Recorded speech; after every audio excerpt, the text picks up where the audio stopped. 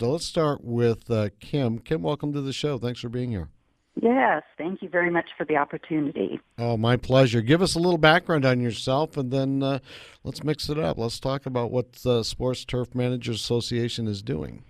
Sure. Well, I'm actually out of Lawrence, Kansas, but I'm here in Fort Worth today. I have my background is in journalism, advertising, and marketing, and then I specialized in association nonprofit management. All righty. So tell me about the STMA. Sure. So it is the professional association for the men and women who manage athletic fields and facilities. And it's at all different types of facilities. So at high schools, parks and rec, college and universities, and professional stadiums. So our members are primarily trained in agronomy and plant and soil sciences, turf management, and they're the people who take care of the playing surfaces to make certain it's safe for athletes. All right. And the Sports Turf Managers Association is having its 29th annual conference, right? That is correct, in Fort Worth. What are you guys talking about there? Wow. So we have a full 4 days packed of educational sessions. A lot of it is on the technical side of agronomy and turf management and all the new techniques and tools and products. We have a full exhibition with those that supply the equipment and products to the industry. So our members go through the expo. We have Mark Johnson, NCAA retired coach, coming on tomorrow at one of our keynotes. We did a facilities tour. Let me jump in there. What's he talking about? He's talking about get off the sidelines.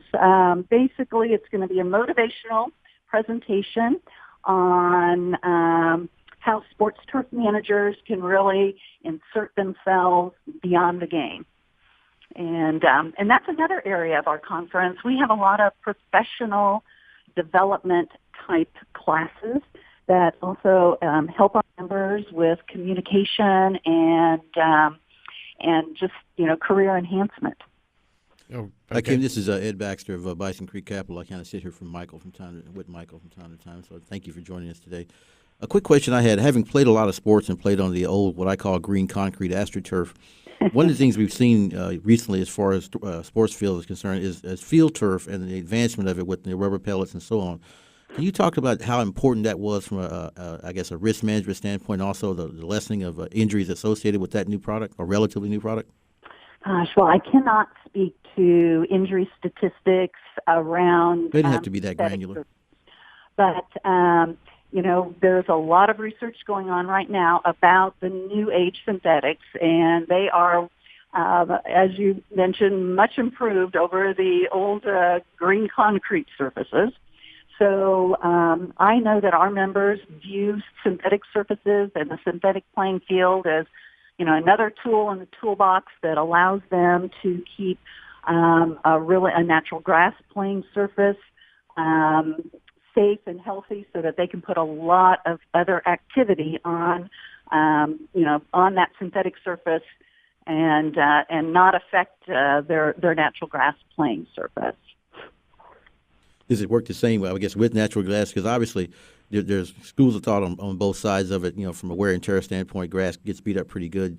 Also, the field turf that we've seen, in fact, the ones I've been on are incredible surfaces. So is there any particular type of preference that the STMA has regarding what type of surface they play on, or is that just primarily client-based? Right. So our members are primarily, they went to school in agronomy and plant and soil sciences, so they love to grow grass. And there is a strong opinion that given time to rest fields and given the appropriate budget and, the right growing area, that definitely natural grass surfaces can be played on as heavily almost as synthetic. So if you ask me if our members had a preference, I would say that, yes, they prefer growing natural grass surfaces, but they all have the realization that a synthetic surface can certainly assist them in prolonging and keeping that natural grass surface available longer and putting those other events on a synthetic surface. I want to commend you because in a male-dominated field, I can see, you're a CEO, a female CEO that's really breaking the glass ceiling. What are some of the hurdles and some of the good things that you see happening in your industry for women leadership in your area? Right. So, yes, our industry overall is 97% male, so 3% female, and our females in this industry are just really excelling and advancing. And in fact, our president that is taking office tomorrow is a female, and it is the second female in the history of the association, and we were formed in 1981. I can't say enough about, really, though, our overall membership and how very supportive they are of sports turf managers, no matter what the sex is. So we're a very collegial group, sharing a lot of information, wanting others to succeed. And but it is very unique that in our industry it's primarily male, that we are now having our second female president. Tell me about what's happened under your stewardship now, the growth under your leadership. Yeah, so our association continues to grow in numbers. So when I first started, our numbers were about 2,300, and we're up over 2,700, and we have some really strong growth goals over the next 3 years for the association. Financially, our association has really, really excelled. When I first started, we were having a few struggles, and now we have a very hefty reserve fund that is assisting us to provide more services back to our members. We just unveiled a soft launch of a brand new website on Friday, and we're announcing it to our membership tomorrow during our annual meeting.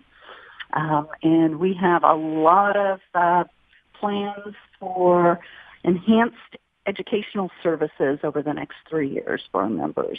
We've got about a minute left. Why did you choose Fort Worth for your conference destination? My board came and visited Fort Worth a couple years ago and really felt that since it's in the center of the country, it would be a logical spot for us. We move it around the country so that we can serve our members on the coast and south. We don't do too many conferences north since it's in January, and we like to go out to sports fields, and that's sometimes snow-covered. So, that's how we selected Fort Worth, and the Fort Worth community was really welcoming and offered us some very nice amenities to come here. Got it. All right, Kim, thank you for being a guest on the show. We're at the end of our time with you, but before you go, please, contact information for you. Yes, stma.org is our website, and if you Google us, we pop right up there, so Sports Turf Managers Association, and we also have chapters almost in every state, so we have a local representation too. Great. Thank you, Kim. I hope you have a great conference. Well, thank you. I appreciate it. Bye-bye. Bye. Kim Heck, CEO, Sports Turf Managers Association. Segment brought to you by thevitaminpatch.com. We'll be right back with the Private Equity Spotlight and Ed Baxter on the other side of this brief commercial break.